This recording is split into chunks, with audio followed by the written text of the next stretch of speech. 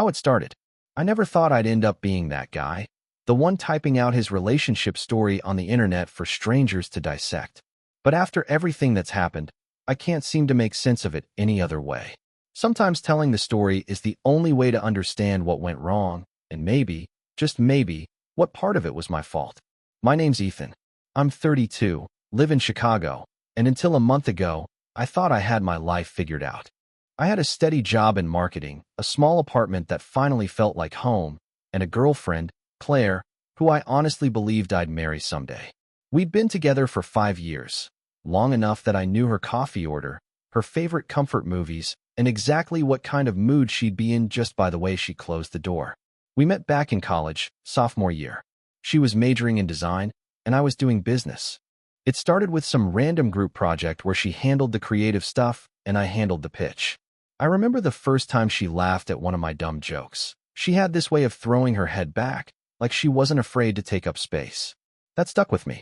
After graduation, we moved in together. We didn't have much: mismatched furniture, thrift store art, a coffee table that wobbled whenever you put a drink on it. But it was ours. And for the longest time, that was enough. I remember Sunday mornings, sunlight leaking through the blinds, the smell of burnt toast because Claire always forgot to lower the toaster setting. I used to think those were the moments love was made of, the quiet, ordinary ones. But then life got busier. I took on more responsibility at work. Claire started freelancing and landing bigger clients. We both told ourselves we were just in a busy season, that things would calm down soon. But they never really did. Somewhere along the line, our conversations went from "How was your day?" to "Can you grab milk on your way home?" Still, I didn't think much of it. Relationships evolve. You can't expect the honeymoon phase to last forever. That's what I told myself, anyway. The first time I felt something was off was a few months ago. Claire started dressing differently. Not in a bad way. She's always had good style. But suddenly, every outfit seemed more deliberate. New perfume. Fresh manicure every week. I joked about her secret life as a celebrity, but she didn't laugh like she used to. She just smiled, distracted, like her mind was somewhere else. Then came the phone thing. She used to leave it anywhere, on the counter, the couch, sometimes even in the bathroom. But suddenly, it was always with her. Face down. Notifications silenced. Once, I saw a message flash before she locked it. Just a name, Ryan, and a heart emoji. I told myself it was probably a friend. Claire's always been friendly. I trusted her. Trust, I've learned, is quiet. It doesn't make noise until it breaks. 2 weeks after that, she started coming home late. Client meetings, she said. Sometimes she'd send a picture from a restaurant, a glass of wine on the table, proof she wasn't lying. But the pictures were cropped. I never saw who was across from her. I remember one night in particular.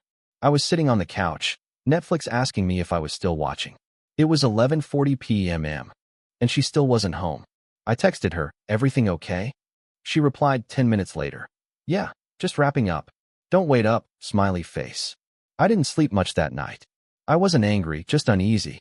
It's the kind of feeling you can't explain, like your body knows something your brain doesn't want to believe. The next morning, she was in a great mood. Coffee, pancakes, music playing from her phone. She kissed me on the cheek and said, "You're quiet today." I just said I didn't sleep well. She smiled, brushed it off, and told me about a new client who wanted a rebranding project. For a while, I convinced myself everything was fine. I wanted to believe it. We even took a weekend trip to Michigan in late summer. We walked by the lake, had dinner at a small Italian place, and for the first time in weeks, I felt like we were back to normal. I remember thinking maybe this was just a rough patch. Then, near the end of September, things changed fast. I got home early one evening. A client meeting had been canceled. The plan was to surprise Claire with takeout from her favorite Thai place. The lights in the apartment were on. I walked in quietly, hoping to catch her mid-dance like she sometimes did when cooking. But instead, I heard laughter. A man's voice. I froze. It was that kind of laugh, relaxed, familiar, not nervous or new. I stood there for maybe 10 seconds before stepping forward. When I walked into the living room, there she was. Sitting on the couch, wine glass in hand, her legs tucked under her, smiling at a guy I'd never seen before.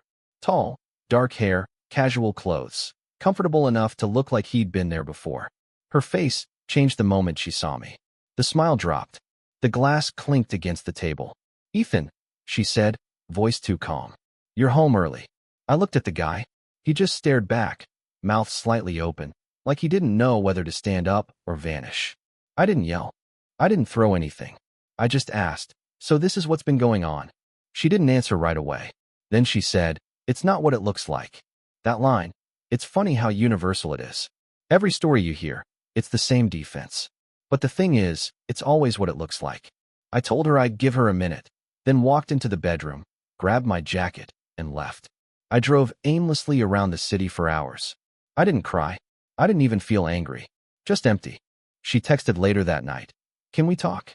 I didn't reply. The next day, she called. Then called again. Finally, she left a voicemail saying she wanted to explain. I listened to it once, her voice shaky, the word mistake used 3 times, and deleted it. When I finally went back to the apartment, she was gone. Her stuff was still there, but she wasn't. There was a note on the table. Ethan, I'm sorry. I need time to think. Please don't hate me.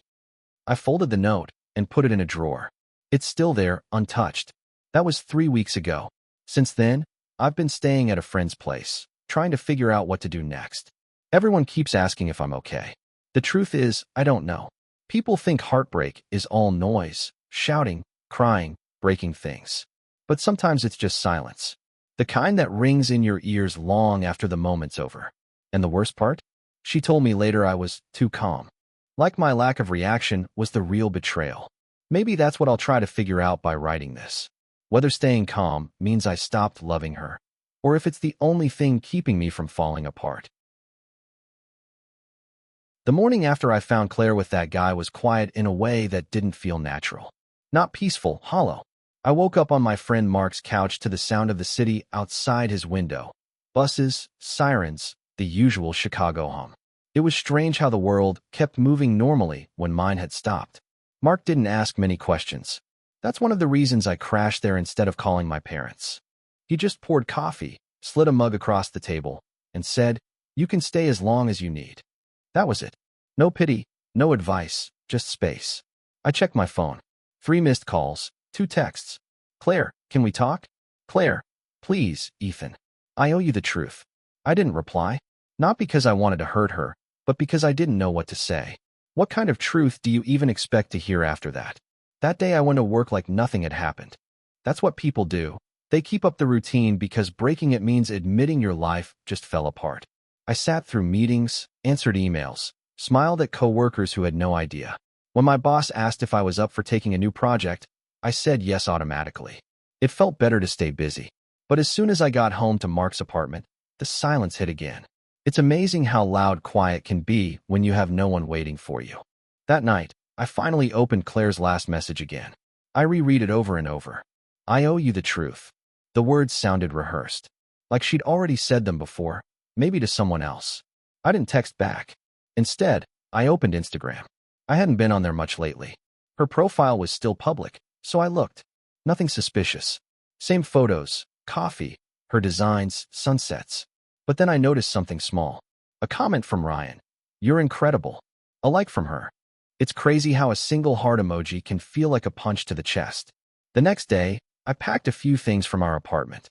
She wasn't there. I walked in, half expecting to find her waiting, ready with explanations or tears. Instead, it was spotless. Too clean. Like someone trying to erase their own fingerprints. Her framed photos were still on the wall. Us at the beach, her graduation, the stupid Halloween party where we dressed as peanut butter and jelly. I stared at them longer than I should have. It felt like looking at ghosts of people who didn't exist anymore. I grabbed my essentials, clothes, my laptop, a few books, and left the rest. When I was locking the door, the neighbor across the hall, Mrs. Green, smiled politely. "Moving out?" she asked. I just nodded. She didn't need the story. Back at Mark's, I told myself I was doing okay. Work, gym, sleep. Repeat. But every time I closed my eyes, I replayed that moment in the living room. Her face. The shock in her eyes when she saw me. The way the guy shifted awkwardly, like he wasn't sure if he should apologize or disappear. And I kept hearing her voice in my head. "You're home early." Like I was the one who ruined the plan. A week went by before she reached out again. "Claire, I know you don't want to hear from me, but please let me explain. I can't sleep. I feel awful. It wasn't what you think. I almost laughed when I read that. It wasn't what you think. The same line everyone uses when they're caught. I typed a reply, then deleted it. Then typed another one, deleted that too. Finally, I sent a single message. There's nothing left to explain, Claire. She read it immediately. No reply. 2 days later, I got a message from her best friend, Jess. Hey, Ethan. I don't want to get in the middle of anything, but Claire's not doing great. She said you won't talk to her. Maybe just hear her out once. I stared at that text for a long time. I wasn't angry at Jess. She was doing what friends do, but something about it felt unfair. Like I was being cast as the heartless one for not engaging. That night, I went for a walk by the lake. The wind was sharp, cutting through my jacket. I sat on a bench, staring at the water. I thought about how strange it was that love could feel infinite one moment and non-existent the next. I pulled out my phone and opened an old picture. Claire and me on that same bench last summer. She was laughing, holding an ice cream cone, sunlight in her hair. I remember thinking back then how lucky I was. Now it just felt like watching someone else's life. I didn't notice the guy who sat down a few feet away until he spoke. You look like someone who just got dumped, he said casually. I almost told him to mind his business, but instead I just said something like that. He laughed. Happens to the best of us. You'll be fine. Then he stood up and walked off. Just like that. No advice, no details. But somehow, that helped more than anything Jess or Claire had said. When I got back to Mark's, there was another text waiting. Claire, please, can we just meet for coffee? One last time. I didn't respond right away. I stared at the message until the screen dimmed. Then I wrote back. Tomorrow at 6. The cafe on Clark. I don't know why I agreed. Maybe curiosity. Maybe closure. Maybe I just wanted to see if she'd actually show up. The next evening, she was already there when I arrived. Sitting by the window, same seat she always chose, 2 cups on the table, one for her, one for me. She looked tired. Hair tied back, dark circles under her eyes. When she saw me, she smiled nervously. Hey, she said softly. Hey. We sat in silence for a while. Finally, she said, you look good. I'm not, I said flatly. She nodded, eyes wet. I deserve that. Then she told me everything. How Ryan was a client. How things just happened. How she didn't mean for it to go that far. She kept saying it was emotional at first, like that somehow made it better. Then, tears. Apologies. Promises that she hated herself for it. I listened. Not because I needed the details, but because I wanted to hear how she'd justify it. And in a weird way, it almost felt rehearsed, like she'd practiced the lines in front of a mirror. When she finished, she reached for my hand. I didn't move. Say something, she whispered. I don't know what you want me to say, I replied. You made your choice. You just didn't expect me to walk away quietly. She blinked, surprised. You're so calm. It's like none of this even matters to you. That was the moment I realized she didn't get it. She thought my calm was indifference. But it wasn't. It was grief, frozen solid. I stood up. It matters, I said. That's the problem. Then I walked out. That night, she texted one last time. You didn't even fight for me. And that's when it hit me. Maybe she wanted chaos because chaos feels like love to some people. But I was done mistaking destruction for passion.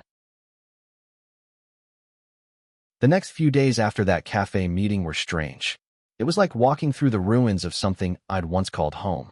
Every part of my life had traces of Claire in it. Her old playlists on my phone, the half-finished jar of strawberry jam she loved, even my Netflix recommendations. It was like she'd left fingerprints on everything. I thought that once I heard her confession, I'd feel some kind of relief. Closure, maybe. But instead, I felt a kind of emotional hangover. Heavy, slow, quiet. I didn't even feel hatred. Just exhaustion. Mark kept asking if I wanted to talk about it, but what was there to say? The story didn't have twists or surprises anymore. She cheated. I left. She cried. I didn't. That was the whole plot. Still, my mind kept replaying small details. The way she said it just happened. The way she emphasized that it was emotional before physical. As if that made her betrayal somehow poetic. Like cheating with feelings was less real than cheating with bodies. What haunted me most wasn't the image of her with him. It was the idea that she'd already stopped choosing me long before I found out. That hurt in a quieter, deeper way. I went back to work and buried myself in projects. My boss noticed the overtime, but didn't question it. Keep it up, Ethan, he said one day. You're killing it lately. I smiled, but inside I felt nothing. I wasn't killing it. I was distracting myself. At night, I'd scroll through Reddit or YouTube, reading other people's breakup stories. It was oddly comforting to know I wasn't unique in my pain. Some people ranted, some analyzed, some even forgave. But a pattern started to stand out. The calm ones were always accused of not caring enough. That thought stayed with me. A week later, Claire texted again. I found some of your stuff at the apartment. Should I drop it off? I typed back. Leave it with Mark. I'll grab it from him. A few hours later, she replied.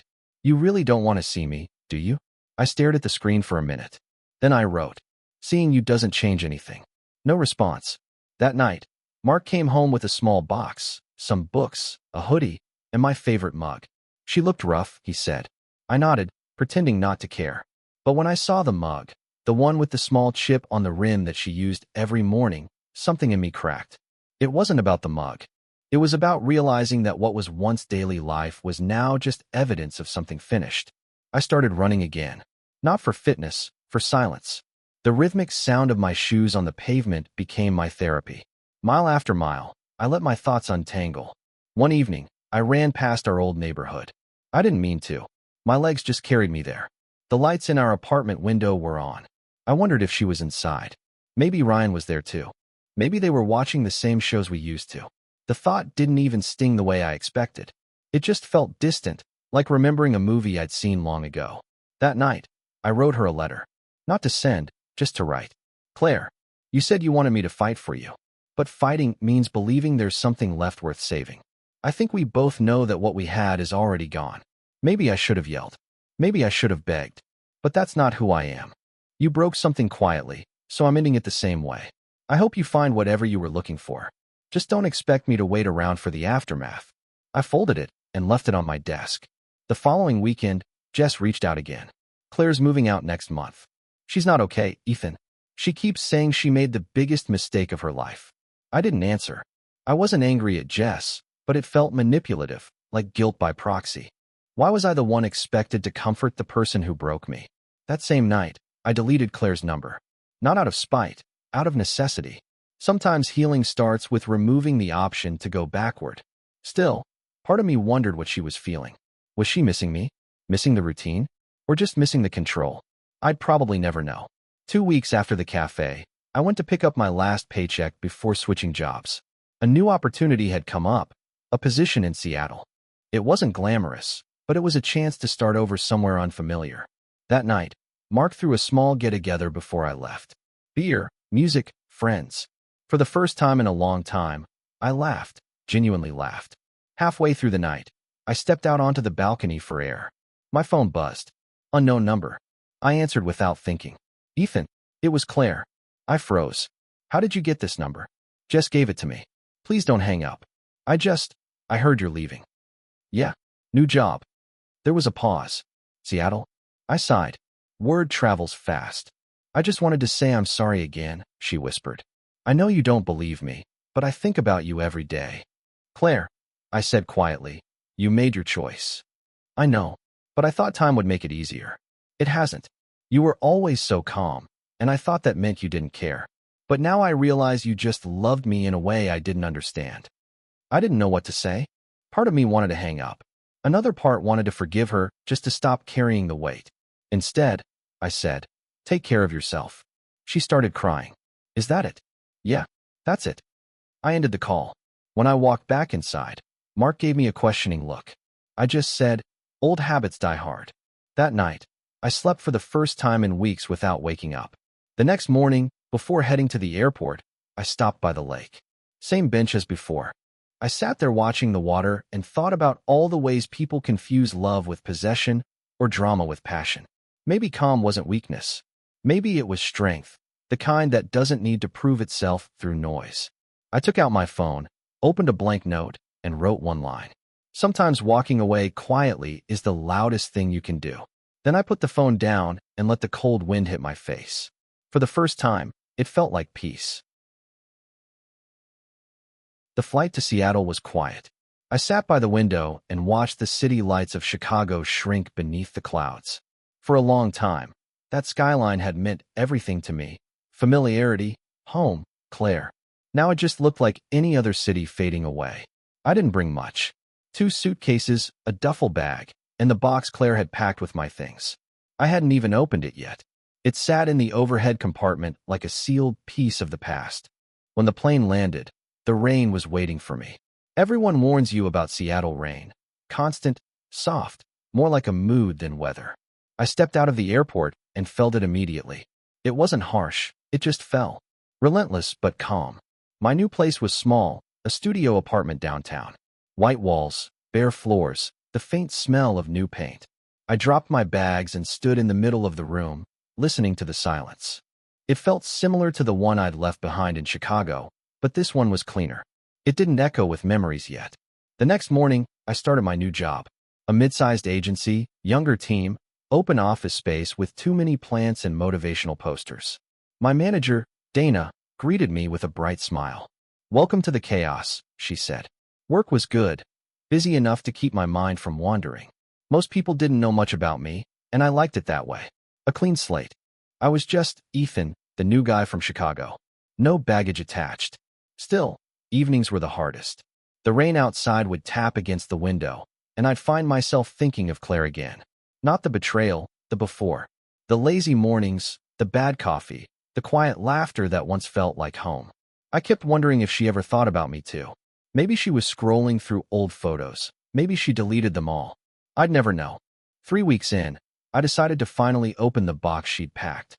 Inside were familiar things: the chipped mug, an old sweatshirt of mine, a photo album, and a small envelope with my name on it. For a while, I just stared at it. My gut told me to throw it away, but curiosity won. Inside was a short note, written in her handwriting. "Ethan, you were the calm in every storm I created. I didn't realize what that meant until you were gone. You didn't lose me. I lost you, piece by piece, long before the end. I hope you find peace somewhere I couldn't give it to you. Claire." No apologies this time. No explanations. Just honesty. I folded the letter and put it back in the box. I didn't cry, but something in me softened. Maybe forgiveness doesn't always come with closure. Maybe it's just acceptance, the quiet kind. Life in Seattle slowly took shape. I made friends at work. We grabbed drinks after hours, talked about movies, argued about sports. Nobody knew my story, and that was freeing. One of my coworkers, Dana, was particularly easy to be around. Confident, funny, brutally honest. She'd tease me about my Chicago seriousness. "You've got that deep thinker vibe," she said one evening after work. "You look like you've seen some stuff." I laughed. Maybe I have. We started hanging out more. Not dates, not yet. Just two people who found comfort in each other's company. Sometimes we'd grab dinner, sometimes just walk in the rain. She never asked about my past, and I never offered it. It felt good to exist without explaining myself. But one night, after a few beers, she finally asked, "So what brought you here?" I paused. A fresh start. She nodded, not pressing further. Sometimes that's all we need. There was no spark yet, no rush of emotion. Just calm. The same kind that once got me accused of not caring. Months passed. Work got busy, and Seattle began to feel like home. The rain no longer felt lonely. It was background noise to a new life forming. Then, out of nowhere, an email arrived in my inbox. No subject line, no signature. Just one sentence. "I saw your photo on LinkedIn. You look happy." See, I stared at it for a long time. I didn't reply, not out of anger, just because there was nothing left to say. Her message wasn't a bridge. It was a ghost knocking on a door that no longer existed. That night, I met Dana for dinner. The restaurant was small, cozy, full of quiet laughter and clinking glasses. She asked how my day was, and I almost told her about the email. But then I realized it didn't matter. That part of my life was closed. Instead, I said, "It was a good day." After dinner, we walked by the water. The city lights reflected off the waves. She smiled and said, "You know, you don't talk much, but when you do, it actually means something." I smiled. Guess I'm still learning how to use words again. She looked at me for a long moment and said quietly, "Whoever broke you, they missed out." I didn't know how to respond. For the first time in a while, I didn't feel like the broken one. Later that night, back in my apartment, I sat by the window and listened to the rain. I thought about how much had changed in just a few months. Chicago felt like another lifetime. I took out Claire's letter one last time, read it again, then tore it in half. Not out of anger, out of peace. It wasn't my story anymore. Before going to bed, I opened my notes app, the same one where I'd written that line by the lake, and added another. Healing isn't loud. It's the quiet decision to stop reopening old wounds. And for the first time since that night in Chicago, I slept without thinking about her. When I think back to that night, I can still feel how heavy the air was in the apartment. Not in a dramatic, movie scene way, just thick, tired, full of things we hadn't said for months. She was sitting on the couch with her knees tucked under her, scrolling on her phone, pretending not to notice me packing a bag in the bedroom. I wasn't even angry at that point. Just done. Completely drained. There's this weird moment in long relationships when love doesn't die loudly. It just fades until you barely recognize it. You go from wanting to talk everything through to not wanting to talk at all. That's where I was. I zipped up the bag and walked into the living room. She looked up for half a second, then back down at her phone. I said, "I'm staying at Chris's for a while." She blinked like she didn't hear me, then said, "Why?" That why almost made me laugh. Not because it was funny, but because of how absurd it was. After all the distance, after the lies, after the quiet resentment that filled every corner of our place, she was still pretending she didn't know why. "You know why?" I said. "No," she shot back. "I really don't. You've been acting weird for weeks. Barely talking. Barely looking at me. You just gave up." That was the first honest thing she'd said in a long time. I had given up, but not out of nowhere. It was a slow erosion. I wanted to tell her everything. About the messages I saw, about how her late nights always lined up with that guy's Instagram stories, about how she looked at me like I was the thing holding her back from something more exciting. But I didn't say any of that. Because at that point, what would have been the point? Instead, I said, "I know about him." Her head jerked up. "What?" "I know. The guy. The one from work. Or wherever he's from. Doesn't matter." For a few seconds, she just stared at me. Then, like she'd practiced it in front of a mirror, she said, "You're being paranoid." I didn't even react. I just picked up my bag. She stood up fast. "Wait. You can't just walk out like this." "Watch me," I said. She grabbed my arm. Her voice cracked. "Why are you being so cold? Why aren't you angry?" That was the question that would stick in my head long after. Not, "How did you find out?" or "Can we talk about it?" but "Why aren't you angry?" I looked at her. Really looked at her. And for a second, I saw the girl I'd fallen for years ago. Bright eyes, quick laugh, the way she'd dance around the kitchen to songs she barely knew. Then I blinked, and she was gone. "I was angry months ago," I said. "Now I'm just tired." She stepped back, like I'd hit her. "So that's it? You're just walking away?" "Yeah," I said quietly. "That's it." She started crying. Not the kind of crying that makes you want to comfort someone, but the kind that sounds like guilt trying to rewrite itself as heartbreak. I didn't say anything. I just opened the door, stepped into the hallway, and closed it behind me. Outside, the city felt weirdly calm. The streetlights hummed. Somewhere down the block, a bus hissed to a stop. I stood there for a long time with my bag at my feet, wondering if I was supposed to feel something more. But I didn't. No anger. No sadness. Just quiet. When I got to Chris's place, he didn't ask questions. He just handed me a beer, turned on the game, and let me sit there. Every few minutes he'd glance over like he wanted to say something, but didn't. I appreciated that. Around midnight, my phone buzzed. 6 missed calls. 2 texts from her. "I can't believe you just left like that. You owe me a real conversation." That line again, "owe me." Like I was still responsible for managing her emotions. Like walking away from something broken meant I was being cruel. I typed out a reply, "There's nothing left to talk about," then deleted it. Instead, I put my phone face down and let the silence swallow the rest. The next morning, I woke up on Chris's couch. My head hurt from drinking too fast, but the quiet in that apartment felt cleaner than anything I'd felt in months. I made coffee, scrolled through my phone, ignored another dozen messages from her, and watched sunlight crawl across the floor. It should have felt like freedom, but it didn't. It just felt blank. That's something nobody tells you about leaving someone who's been a part of your life for years. It's not just breaking up, it's like amputating a piece of your daily routine. You wake up and reach for someone who isn't there. You start to text them about something stupid and stop halfway through. It's muscle memory trying to keep love alive. A week passed. She didn't stop texting. The messages shifted from angry to sad to nostalgic. "I miss us. You were my best friend. Can't we just talk? I didn't reply. Every time I almost did, I'd remind myself that no conversation would change what happened. That talking would just pull me back into a loop I'd already escaped. Then one night, she sent a photo, an old one, from a trip we took to the coast years ago. We were sitting on the hood of my car, sunset behind us, both smiling like idiots. The caption said, "We were happy once. Doesn't that matter?" And for the first time, I almost broke. Because she was right.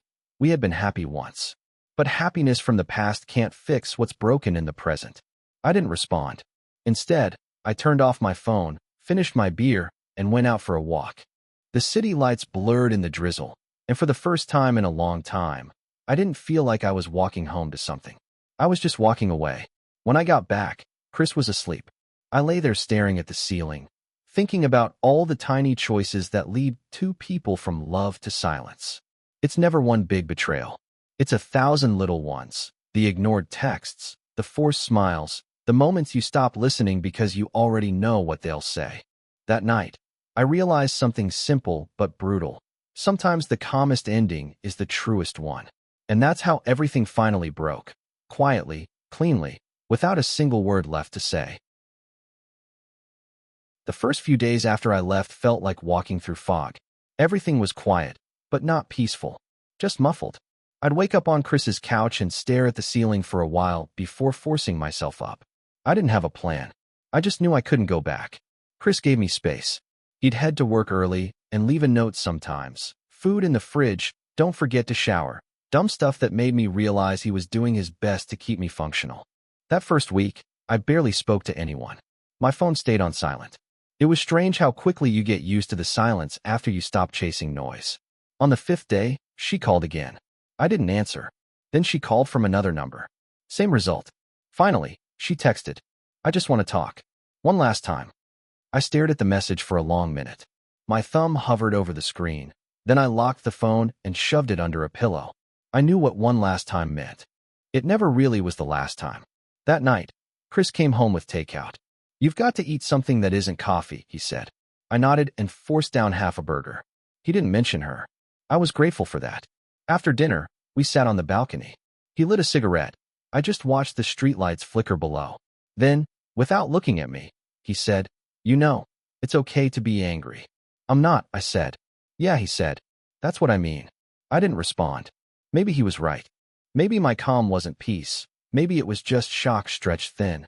That night, I couldn't sleep. My mind kept replaying old memories. Not the fights, but the small moments.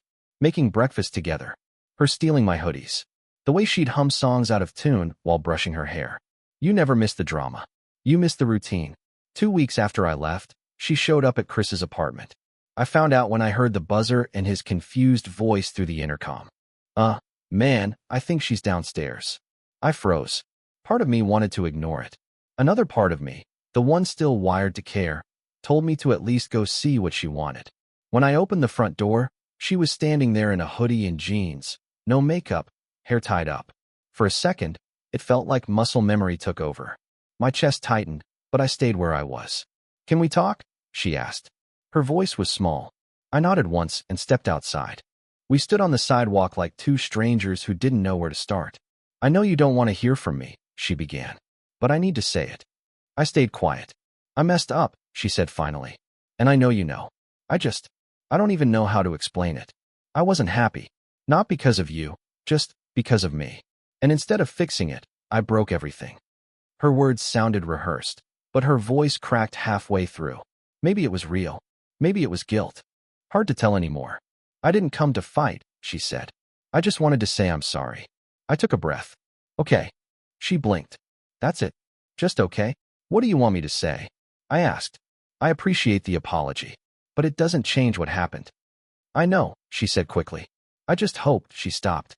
"I don't know what I hoped." We stood there in silence. The wind picked up. She rubbed her arms like she was cold. I almost offered her my jacket, but stopped myself. That reflex had to die sometime. "Finally," she said, "you were always calm. Even now. It's like nothing touches you." That stung more than I expected. Because it wasn't true. Things did touch me. I just stopped letting her see it. "Maybe that's what happens when you get tired of being hurt," I said quietly. Her eyes glistened. I miss you. I miss who we were, I said. But that's not the same thing. She nodded slowly. So that's it. Yeah, I said. That's it. She turned to leave, but stopped halfway down the steps.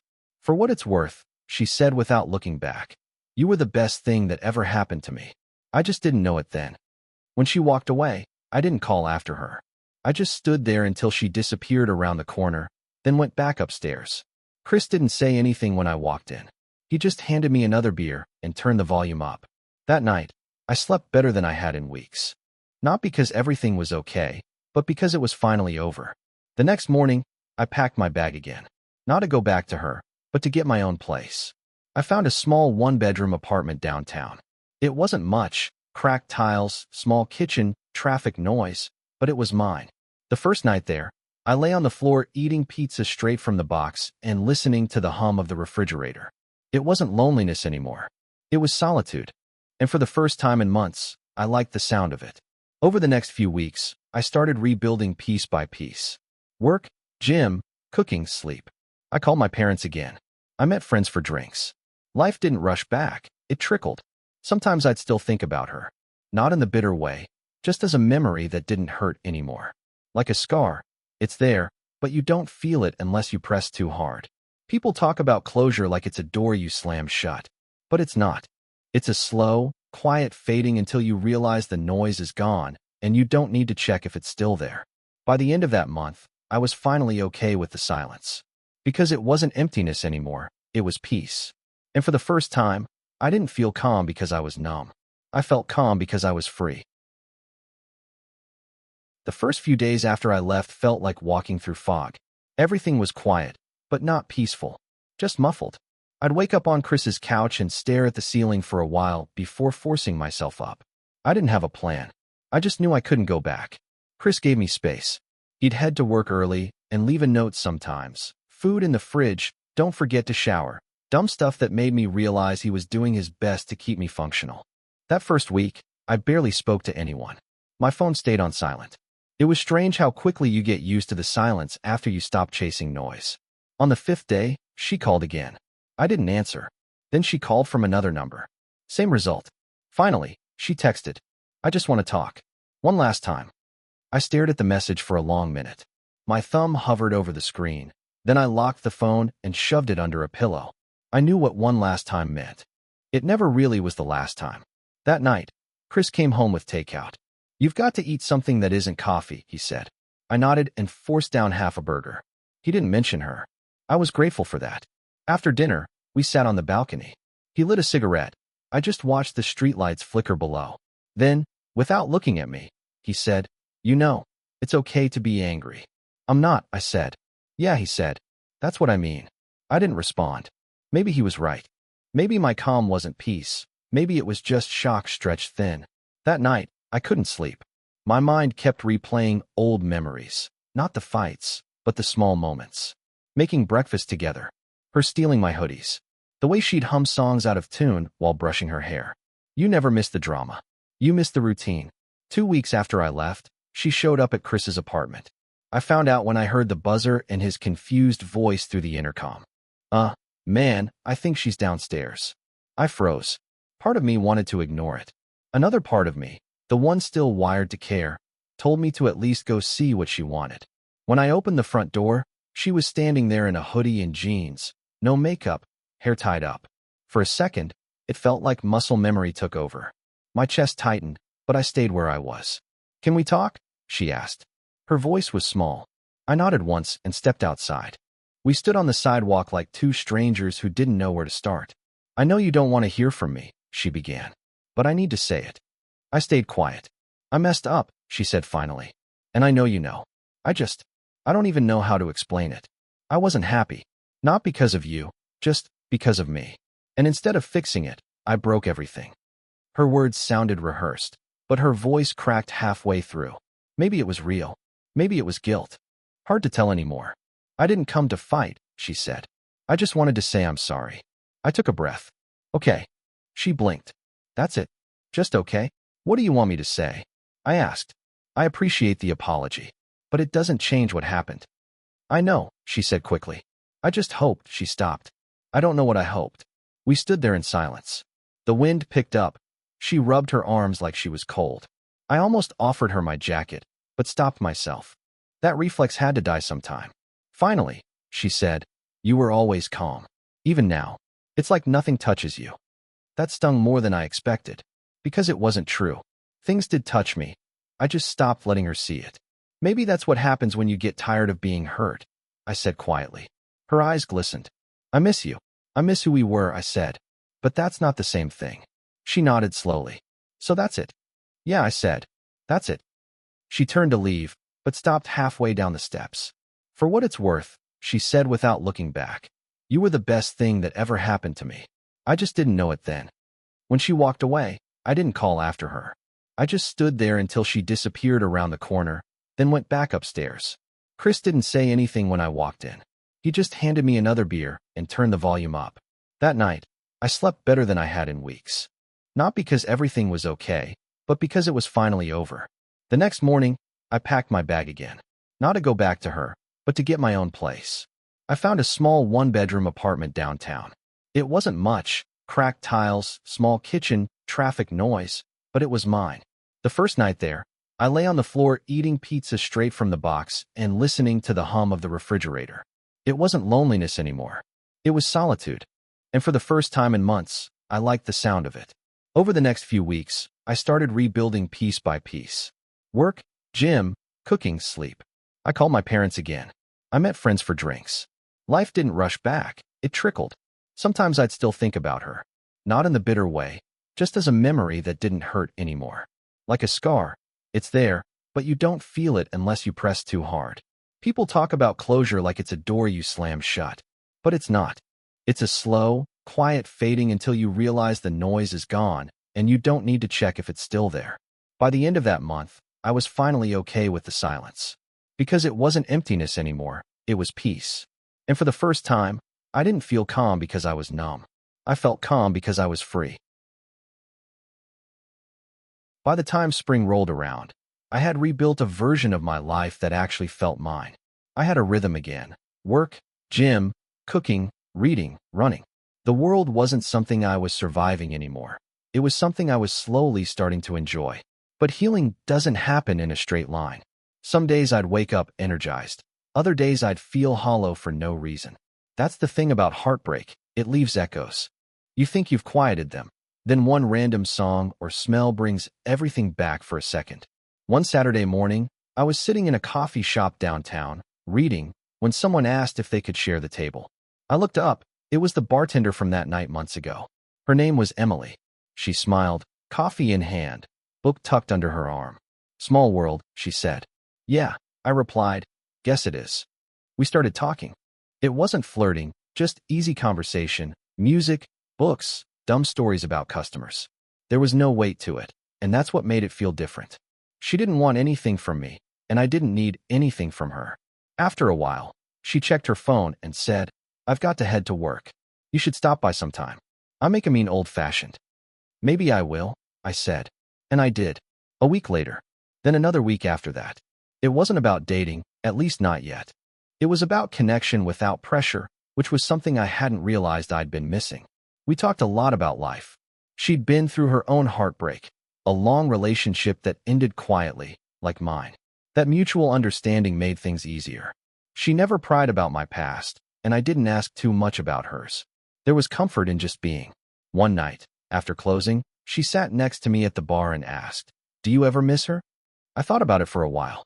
"Sometimes I miss what we were," I said, "but not who we became." She nodded. "That's fair." She told me something that stuck with me. People always talk about falling in love like it's supposed to feel explosive, but the best kind usually feels calm. That word again, calm. Only this time, it didn't sting. Over the next few weeks, we started spending more time together. Coffee runs, movie nights, late walks through quiet streets. It wasn't dramatic or intense. It just felt right. There was a night when she came over after her shift. We sat on the floor of my apartment, pizza between us, talking about everything from music to the meaning of closure. At one point, she looked around my place and smiled. "You've got a good vibe here," she said. I laughed. "That's code for empty walls and cheap furniture, right?" She grinned. "No, it's peaceful. Feels like you actually like being here. And I did. Because for the first time in a long time, my space reflected me, not us. Still, I was cautious. Every time things started to feel too close, my mind flashed warnings. It wasn't fear of her, it was fear of losing myself again. But Emily never rushed me.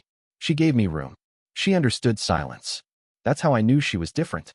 There was one night, a rainy one, when we were walking back from a late dinner. She grabbed my hand without saying anything. It was such a simple thing, but it hit me hard.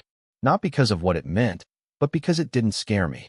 When we got to my door, she said softly, "You know you're allowed to be happy again, right?" I didn't know what to say. Happiness had started to feel like something you had to earn after pain, not something you could just let happen. But she was right. I was allowed. Over the next months, our connection deepened naturally. I never made a big confession or a dramatic gesture. It just happened, two people rebuilding from quiet places finding a shared rhythm. One evening, while cooking dinner together, she asked, what was the hardest part of leaving her? Letting go of the version of myself I thought I had to be to make it work, I said. Emily smiled. Sounds like you did the hard part already. She was right. Leaving her wasn't the hardest thing. Learning how to stay true to myself after her, that was. As summer began, my life looked completely different from the one I'd had a year before. Not better or worse, just more honest. I had fewer people around, but deeper conversations. My apartment was small, but it felt like home. My heart wasn't full of noise anymore. It was steady, grounded. Sometimes, I'd still get random messages from unknown numbers. I never checked who they were. The past had no power left unless I gave it attention. One afternoon, while cleaning, I found an old photo of her tucked in a book. I held it for a few seconds, then slipped it into the trash. Not angrily, just as a quiet act of release. That night, Emily and I sat on the balcony watching the city lights. She leaned her head on my shoulder and said, "You seem peaceful." "I think I am," I said. It wasn't a fairy tale ending. No fireworks, no big declarations. Just two people sitting in quiet contentment. And for the first time, I didn't feel like the calm one who'd stopped caring.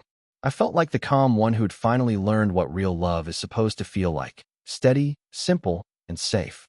Because maybe that's the truth no one wants to admit. After the chaos, peace doesn't mean you've lost passion. It means you've finally learned what to keep. I didn't plan to see her again. I told myself that chapter was closed, that I'd burned every bridge, deleted every photo, and buried every what if. But endings have a strange way of writing themselves when you least expect it. It happened on a random Thursday night. I was coming home from work, exhausted, half thinking about ordering takeout, half scrolling through my phone. Then I saw her name. Not a message, just her Instagram story. A diner. Our diner. The same cracked leather booths, the same neon sign humming outside the window. It had been 2 years since we'd sat there, but the image hit me like it was yesterday.